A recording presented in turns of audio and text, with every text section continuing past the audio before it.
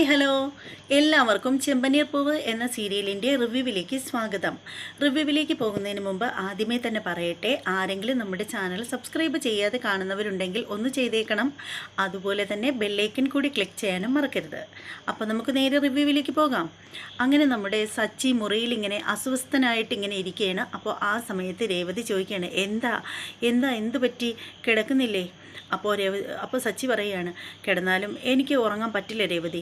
എൻ്റെ വണ്ടി നശിപ്പിച്ചവനെയും എൻ്റെ വണ്ടിയിൽ കഞ്ചാവ് കടത്താൻ ശ്രമിച്ചവനെയും എൻ്റെ കയ്യിൽ കെട്ടിയിട്ട് ഇവന്മാരെ ശരിക്കും അവന്മാരെ കൈകാര്യം ചെയ്ത് കഴിഞ്ഞാലേ എനിക്ക് ഉറങ്ങാൻ പറ്റുള്ളൂ എന്നൊക്കെ ഇങ്ങനെ പറയുകയാണ്. അപ്പോൾ രേവതി പറയണം, അത് വിട്, ഇനി അതിനെക്കുറിച്ചൊക്കെ എന്തിനാണ് ഇങ്ങനെ സംസാരിക്കുന്നത്? ഇല്ല രേവതി, എൻ്റെ വണ്ടി എന്ന് പറഞ്ഞാൽ എൻ്റെ ജീവനാണ്. എൻ്റെ വണ്ടി തല്ലി തകർന്നു കിടന്ന ആ ഒരു അവസ്ഥ കണ്ടപ്പോഴുണ്ടല്ലോ, എനിക്ക് സഹിക്കാൻ പറ്റിയില്ല. പിന്നെ ഞാൻ എങ്ങനെയാണ് രേവതി ഞാൻ പിടിച്ചു നിൽക്കുന്നത്? പക്ഷേ ഉണ്ടല്ലോ, ഈ ചതി എന്നോട് ചെയ്തവനെ ഞാൻ വെറുതെ വിടുന്ന പ്രശ്നമൊന്നുമില്ല. പിന്നീട് അതുമാത്രമല്ല, അവന്മാരെ നാളെ മുതലുള്ള എൻ്റെ ഏറ്റവും വലിയ ലക്ഷ്യമെന്ന് പറഞ്ഞാൽ അവന്മാരെ തേടി കണ്ടുപിടിക്കുക എന്നുള്ളതാണ്. അവന്മാരെ തേടി കണ്ടുപിടിച്ചിട്ട് അവന്മാരെ ഞാൻ ശരിയാക്കുന്നുണ്ട് എന്നൊക്കെ ഇങ്ങനെ പറയുകയാണ്. അപ്പോൾ രേവതി പേടിച്ചു പോവുകയാണ് ഇതൊക്കെ കാണുമ്പോഴത്തേക്ക്. രേവതി പറയണം, അങ്ങനെയാണെങ്കിൽ ഒരു കാര്യം ചെയ്തുകൂടെ? ഇതിനു മുമ്പ് ടെൻഷൻ വരുമ്പോഴത്തേക്കൊക്കെ കുടിച്ചിട്ട് വരുന്നൊരു സ്വഭാവം ഉണ്ടായിരുന്നല്ലോ. കുടിക്കുന്നത് നല്ലതാണെന്നൊന്നും അല്ല ഞാൻ പറയുന്നത്, കുടിക്കാതിരിക്കുന്നത് തന്നെയാണ് നല്ലത്. പക്ഷേ ഈ ഒരു സാഹചര്യത്തിൽ അപ്പോൾ ഉടനെ സച്ചി പറയണേ, ഇല്ല രേവതി, ഇപ്പോൾ കുടിച്ചു കഴിഞ്ഞാലേ അപകടമാണ്. കുടിച്ചു കഴിഞ്ഞാൽ എനിക്കെൻ്റെ സകല നിയന്ത്രണവും വിടും. പിന്നെ ഞാൻ ഇവിടെ ഒന്നും ഇരിക്കില്ല. ഈ രാത്രി തന്നെ അവന്മാരെ തപ്പി ഇറങ്ങും. അതിനുശേഷം ഉണ്ടല്ലോ, അവന്മാരെ കയ്യിൽ കിട്ടിയാൽ എല്ലാ എണ്ണത്തിനും 16 പീസാക്കും ഞാൻ. അതിനുശേഷം അവന്മാരെ കുടലും മാലയും പണ്ടവും ഒക്കെ എടുത്തിട്ട് എന്ത് ചെയ്യുന്നറിയാമോ? എൻ്റെ കൈകളുകൊണ്ട് എൻ്റെ നഖം ഞാൻ അവന്മാരെ പള്ളയിൽ താഴ്ത്തിയിട്ട് കുടലുമാലയൊക്കെ വലിച്ച് വെളിയിലിടും എന്നൊക്കെ പറയുമ്പോഴത്തേക്ക് നമ്മുടെ സച്ചിയുടെ മുഖം കാണുമ്പോൾ നമ്മുടെ രേവതിക്കൊരു പേടിയൊക്കെ തോന്നുകയാണ്. അപ്പോൾ രേവതി ചോദിക്കണേ, എന്തിനാ ഇങ്ങനെയൊക്കെ ചിന്തിക്കുന്നത്? കിടന്നുറങ്ങ് എന്നിങ്ങനെ പറയുകയാണ്. അപ്പോൾ സച്ചി പറയുകയാണ്, എങ്ങനെ കിടക്കാനാ, ഒന്ന് സമാധാനപ്പെടുന്നേ എന്നൊക്കെ പറഞ്ഞിട്ട് നമ്മുടെ രേവതി സമാധാനിപ്പിക്കുകയാണ്. അങ്ങനെ നമ്മുടെ സച്ചി ഉണ്ടല്ലോ, സച്ചി കയറി ഉറങ്ങാനായിട്ട് കിടക്കുകയാണ്. അതേ സമയത്ത് പിന്നീട് കാണിക്കുന്നതെന്ന് വെച്ചാൽ, നേരം വെളുത്തു, രാവിലെയാണ്. നമ്മുടെ ചന്ദ്രമതി പോവുകയാണ്. എവിടേക്കാണെന്നോ, ചന്ദ്രമതി പലിശക്കാരൻ്റെ അടുത്തേക്ക് പോവുകയാണ്. ആധാരം പണയം വെച്ചിരുന്നതിന് കുറച്ചുകൂടി കാശ് കയറ്റി എടുക്കാൻ വേണ്ടിയിട്ടാണ് പുള്ളിക്കാരത്തി പോകുന്നത്. അങ്ങനെ അപ്പോഴത്തേക്കിനും ഓട്ടോയിൽ ചന്ദ്രമതി വന്നിറങ്ങുമ്പോഴത്തേക്കും നോക്കുമ്പോൾ നമ്മുടെ ഭാമ അവിടെ വെയിറ്റ് ചെയ്തിരിക്കുകയാണ്. അപ്പോൾ ചന്ദ്രമതിയോട് നമ്മുടെ ഭാമ ചോദിക്കുകയാണ്, എൻ്റെ ചന്ദ്രേ, എത്ര നേരമായി ഞാൻ ഇവിടെ വന്നിങ്ങനെ വെയിറ്റ് ചെയ്യാനായിട്ട് തുടങ്ങിയിട്ടെന്ന് അറിയാമോ? ദേ പോസ്റ്റ് പോലെ നിന്നുണ്ടല്ലോ, എൻ്റെ ഊപ്പാട് വന്ന്. എൻ്റെ ഭാമേ, നീ പോസ്റ്റ് പോലെ നിന്നെങ്കിലും പറഞ്ഞ് നിൻ്റെ ദേഹത്താരും കറണ്ട് കമ്പിയൊന്നും വെച്ച് കെട്ടിയിട്ടൊന്നും പോയില്ലല്ലോ. നീ ഒന്ന് സമാധാനപ്പെടടി. അപ്പോൾ ഉടനെ ഭാമ ചോദിക്കുകയാണ്, അല്ല ചന്ദ്രേ, ഇനി എന്തിനാ നിനക്ക് പൈസയുടെ ആവശ്യം? എൻ്റെ ഭാമേ, എൻ്റെ ശ്രുതിക്ക് വേണ്ടിയിട്ട് സ്വർണവും ആഭരണങ്ങളും വസ്ത്രങ്ങളൊക്കെ വാങ്ങിക്കാൻ വെച്ചിരുന്ന പൈസ ഉണ്ടല്ലോ, അതിൽ നിന്നല്ലേ ആ സച്ചിക്ക് കൊടുക്കേണ്ടി വന്നത്. എൻ്റെ പൈസ മൊത്തം അവൻ ഊറ്റിക്കൊണ്ടുപോയി. ഞാനാണെങ്കിലുണ്ടല്ലോ, നാട്ടിൽ പോയി അമ്മയ്ക്ക് കുണ്ടവേല ചെയ്ത് കഷ്ടപ്പെട്ട് കൊണ്ടുവന്ന പൈസയാണ്. അത് മുഴുവൻ അവൻ തട്ടിയെടുത്തില്ലേ. അതുകൊണ്ട് ഇനി എനിക്ക് സ്വർണ്ണാഭരണങ്ങളൊക്കെ മേടിക്കണമെങ്കിൽ കുറച്ചുകൂടി പൈസയുടെ ആവശ്യമുണ്ട്. അപ്പോൾ ഇവിടെ നിന്ന് എടുക്കാമെന്ന് വിചാരിച്ചു. നീ ഇനി എങ്ങനെ ഇവിടെ വന്ന് പൈസ വാങ്ങിക്കാമെന്നാണ് ചന്ദ്ര മനസ്സിൽ വിചാരിച്ചു വെച്ചിരിക്കുന്നത്? അത് മറ്റൊന്നും അല്ല ഭാമേ, അന്ന് പണയം വെച്ച ആധാരമില്ലേ, അതിൻ്റെ മേൽ ഒരു 5 ലക്ഷം രൂപ കൂടി വാങ്ങിക്കണം. അതോടുകൂടി ശ്രുതിയുടെ കാര്യത്തിൽ ഒരു സമാധാനമാവും. എൻ്റെ ചന്ദ്രേ, നീ ഇങ്ങനെയൊക്കെ ചെയ്തു കഴിഞ്ഞാൽ നിനക്ക് ഈ പൈസയൊക്കെ തിരിച്ചടയ്ക്കാൻ പറ്റുമോ? പിന്നെ പറ്റാതെ എങ്ങനെ അടയ്ക്കുന്നാണ് നീ പറയുന്നത്?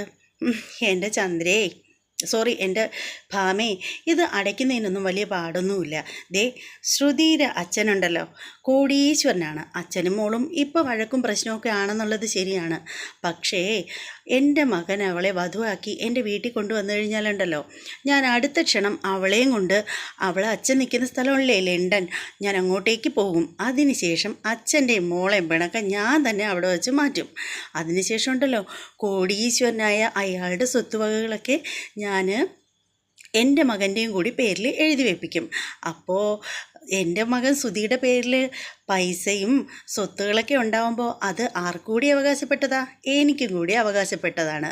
അപ്പോൾ പിന്നെ ഞാനും കോടീശ്വരി ആവില്ലേ എന്നൊക്കെ പറയാണ് നമ്മുടെ ചന്ദ്ര.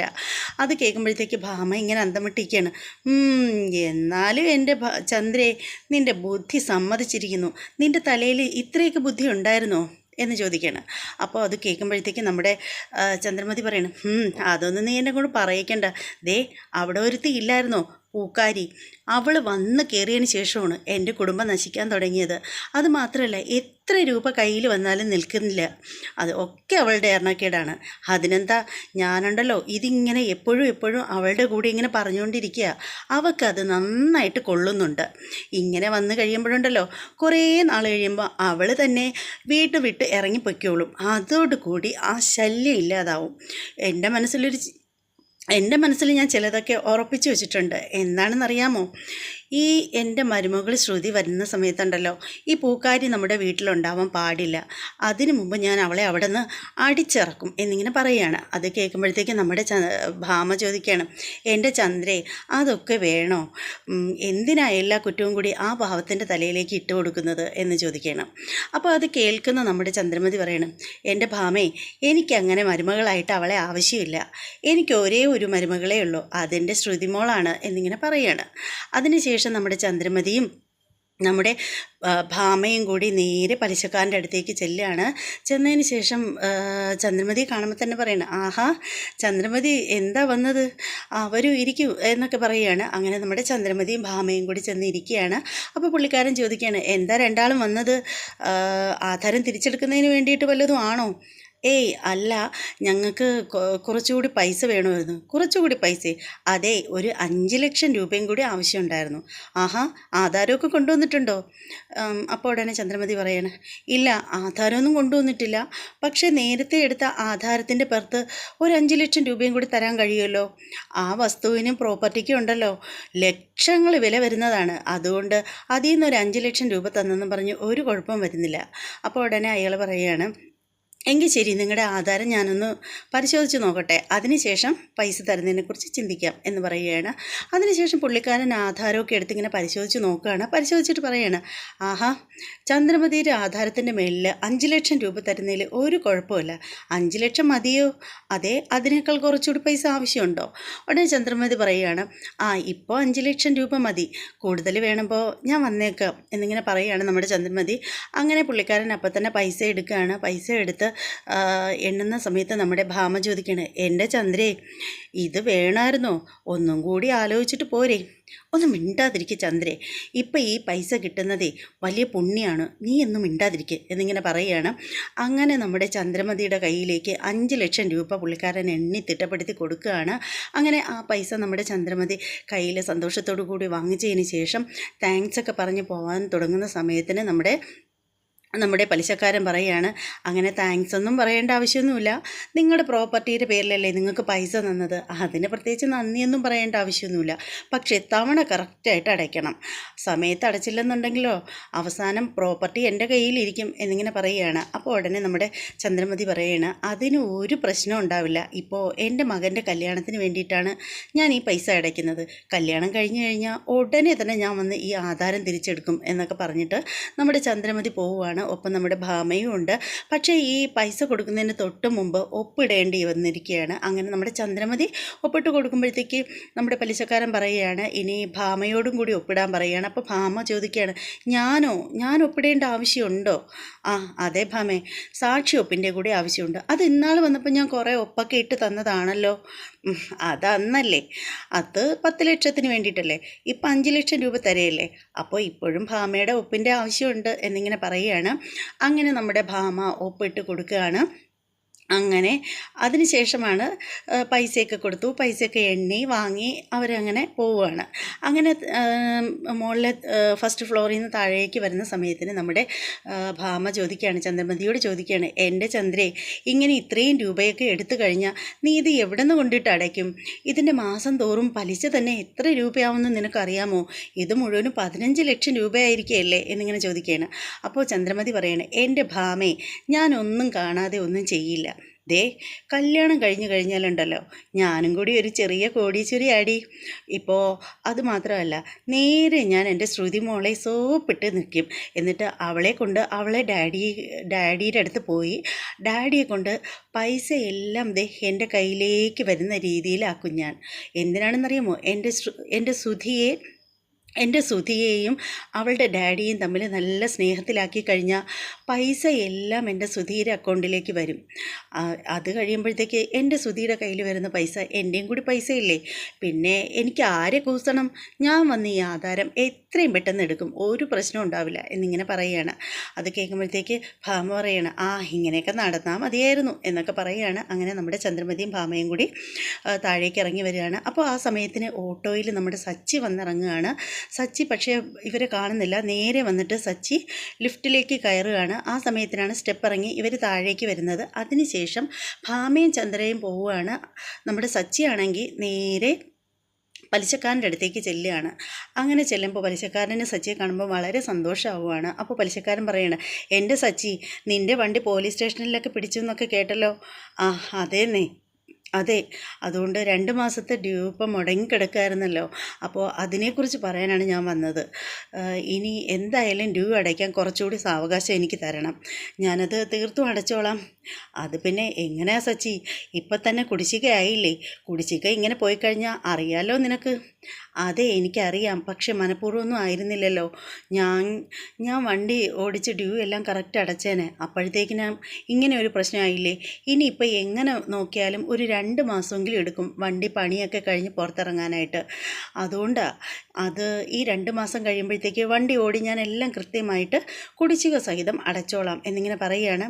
അപ്പോൾ നമ്മുടെ സച്ചിയോട് ചോദിക്കുകയാണ്, അത് ശരി, അത് കുഴപ്പമില്ല. അപ്പോൾ തൽക്കാലം സച്ചിക്ക് വേണമെങ്കിൽ ഓടിക്കാനായിട്ട് ഞാനൊരു കാറ് തരാം എന്നിങ്ങനെ പറയുകയാണ്. അപ്പോൾ സച്ചി പറയാണ്, കാറോ? കാറ് സാറിൻ്റെ കാറാണോ? എൻ്റെ കാറൊന്നുമല്ല. ഞാനിവിടെ കുറേ കാറുകളൊക്കെ ഇവിടെ പിടിച്ചിട്ടിട്ടുണ്ട്. പലരും ഡ്യൂ അടയ്ക്കാതെ മുടങ്ങി ഇങ്ങനെ കിടക്കുമ്പോഴത്തേക്ക് എൻ്റെ ആളുകൾ പോയി ഇങ്ങ് എടുത്തുകൊണ്ട് വരും. അങ്ങനെ കൊണ്ടുവന്ന ഒരുപാട് കാറ് ഇപ്പോൾ എൻ്റെ കൈവശമുണ്ട് എന്ന് പറഞ്ഞിട്ട് കുറച്ച് കാറിൻ്റെ ഇതൊക്കെ ഫോട്ടോസൊക്കെ എടുത്ത് ഇങ്ങനെ സച്ചിയെ കാണിക്കുകയാണ്. അതിനുശേഷം ചോദിക്കുകയാണ്, ഇതിൽ ഏത് കാറ് വേണം സച്ചിക്കെന്ന് വെച്ചാൽ സച്ചി ചെന്ന് എൻ്റെ സ്റ്റാഫ് ഇവിടെ പുറത്തുണ്ട്, പുള്ളിക്കാരനോട് പറഞ്ഞാൽ ഇഷ്ടമുള്ള തരും എന്നിങ്ങനെ പറയുകയാണ്. അപ്പോൾ സച്ചി പറയാണ്, അതൊന്നും വേണ്ട, സാറിന് തന്നെ ഇഷ്ടമുള്ളൊരു കാറിൻ്റെ കീ തന്നാൽ മതി എന്ന് പറയണം. അങ്ങനെ നമ്മുടെ പലിശക്കാരൻ കൊടുക്കുകയാണ് ഒരു കാറിൻ്റെ കീ. അങ്ങനെ സച്ചി താങ്ക്സ് ഒക്കെ പറഞ്ഞിട്ട് താഴേക്ക് പോവുകയാണ്. അങ്ങനെ നമ്മുടെ സച്ചി വളരെ സന്തോഷമായിട്ട് ഇറങ്ങി പോവുകയാണ്. അതിനുശേഷം കാണിക്കുന്നതെന്ന് വെച്ചാൽ സച്ചി കിടന്ന് നല്ല പോത്ത് പോലെ കിടന്നുറങ്ങുകയാണ്.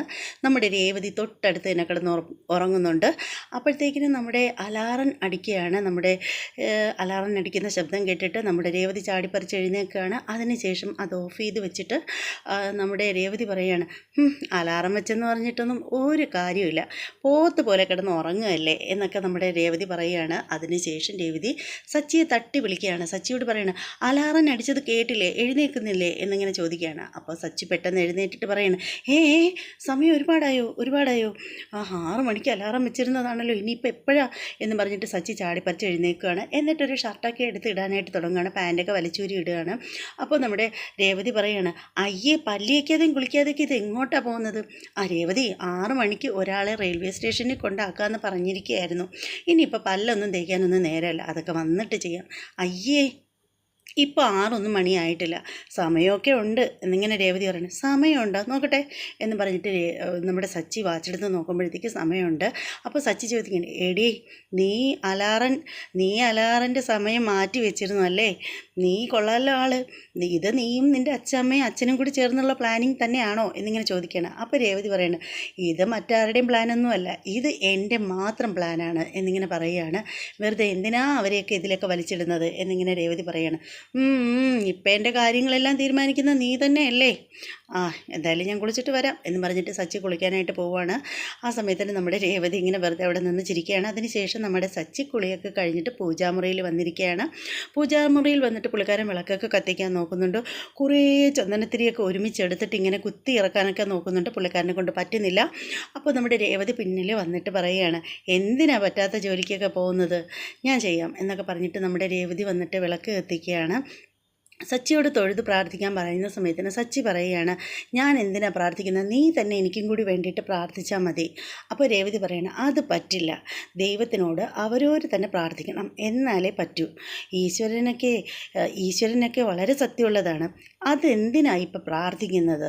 ഈശ്വരൻ അങ്ങനെയാണെങ്കിൽ അറിയില്ല എല്ലാ കാര്യം. അങ്ങനെയല്ല, നമ്മൾ പ്രാർത്ഥിക്കുമ്പോൾ വേണം നമുക്ക് വേണ്ടിയിട്ട്. ഇപ്പോൾ പ്രാർത്ഥിച്ചു കഴിഞ്ഞാൽ നല്ലതേ വരുള്ളൂ. പ്രാർത്ഥന കൊണ്ട് ആർക്കും ഒരു മോശം ഉണ്ടാവില്ലെന്നേ. പ്രാർത്ഥിക്കുമ്പോൾ നമുക്ക് ഇപ്പോൾ തന്നെ നമ്മുടെ സ്വന്തം വണ്ടിയല്ലല്ലോ, മറ്റൊരാളുടെ വണ്ടിയല്ലേ നമ്മൾ ഓടിക്കുന്നത്. അപ്പോൾ നമുക്ക് ഇഷ്ടം പോലെ പൈസ കിട്ടും. അങ്ങനെ പൈസയൊക്കെ കിട്ടിയാലല്ലേ നമുക്ക് കടമൊക്കെ തീരാനും ഡ്യൂയൊക്കെ കറക്റ്റ് അടയ്ക്കാനൊക്കെ പറ്റുള്ളൂ എന്നൊക്കെ പറഞ്ഞിട്ട് നമ്മുടെ രേവതി ഇങ്ങനെ സച്ചിക്ക് കാര്യങ്ങൾ പറഞ്ഞ് മനസ്സിലാക്കുകയാണ്. എന്നിട്ട് രേവതി ഇങ്ങനെ വിളക്ക് കത്തിക്കുന്ന സമയത്തിന് സച്ചി ഇങ്ങനെ രേവതിയെ തന്നെ നോക്കുകയാണ്. അതിനുശേഷം സച്ചി രേവതിയോട് പറയുകയാണ്, നിന്നെ കാണാനൊന്നും നല്ല ഭംഗിയുണ്ട് കേട്ടോ, നീ ഈ ഉടുത്തിരിക്കുന്ന സാരി നിനക്ക് നന്നായിട്ട് ചേരുന്നുണ്ട് എന്നൊക്കെ പറയുകയാണ്. അപ്പോൾ രേവതി ഇങ്ങനെ സച്ചി ഇങ്ങനെ അന്തം വിട്ട് നോക്കുകയാണ്. അതിനുശേഷം രേവതി ചോദിക്കുകയാണ്, അതെ, ഇപ്പോഴാണോ എന്നെ കാണുന്നത്? എന്തായാലും ഈ വേഷത്തിൽ ഇവിടെ നിന്ന് പുറത്തേക്കൊന്നും ഇറങ്ങാൻ പറ്റില്ല എന്നിങ്ങനെ രേവതി പറയണം. കാരണം തലയിലൊരു കെട്ടൊക്കെ ഉണ്ട്, കുളിച്ച് കയറിയതിന് ശേഷം തോർത്തൊക്കെ കെട്ടി വെച്ചിരിക്കുകയാണ് പുള്ളിക്കാരത്തി. അങ്ങനെ രണ്ടുപേരും പ്രാർത്ഥിക്കാനായിട്ടിരിക്കുകയാണ്. രേവതി പറയണം, പറ്റില്ല, തൊഴുത് പ്രാർത്ഥിക്കുക എന്നും പറഞ്ഞ് സച്ചിയെ കൊണ്ട് നിർബന്ധിച്ച് പ്രാർത്ഥിക്കുകയാണ്. അങ്ങനെ രേവതിയാണെങ്കിൽ കണ്ണ് പൊത്തി ഇങ്ങനെ നന്നായിട്ട് നിന്ന് പ്രാർത്ഥിക്കുകയാണ്. അപ്പോൾ സച്ചി കണ്ണടച്ച് നിന്ന് പ്രാർത്ഥിക്കുന്ന സമയത്ത് ഒരു കണ്ണ് തുറന്നിട്ട് ഇങ്ങനെ രേവതിയെ നോക്കുന്നുണ്ട്. അപ്പോൾ രേവതി തിരിഞ്ഞ് സച്ചിയെ നോക്കുമ്പോൾ അത് കാണുന്നുണ്ട്. അങ്ങനെ രണ്ടു പേരും കള്ള കണ്ടിട്ട് നോക്കിക്കൊണ്ടിരിക്കുന്ന സമയത്ത് നമ്മുടെ എപ്പിസോഡ് തീരുകയാണ്. ഇന്നത്തെ എപ്പിസോഡ് എല്ലാവർക്കും ഇഷ്ടമായി എന്ന് വിശ്വസിക്കുകയാണ്. ഇഷ്ടമായെങ്കിൽ തീർച്ചയായും നിങ്ങൾ ലൈക്ക് ചെയ്യണം. അതുപോലെ തന്നെ നിങ്ങളുടെ അഭിപ്രായങ്ങളും നിർദ്ദേശങ്ങളും ഒക്കെ കമൻറ്റ് ചെയ്തേക്കണം. അതുപോലെ നമ്മുടെ ചാനൽ ഇതുവരെ സബ്സ്ക്രൈബ് ചെയ്യാത്തവരുണ്ടെങ്കിൽ ഒന്ന് സബ്സ്ക്രൈബ് ചെയ്തോളൂ. അതോടൊപ്പം തന്നെ ബെല്ലൈക്കൺ കൂടി ക്ലിക്ക് ചെയ്യാനും മറക്കരുത്. ഇനി മറ്റൊരു എപ്പിസോഡിൻ്റെ റിവ്യൂവുമായിട്ട് വരാം. അതുവരെ എല്ലാവർക്കും ബൈ.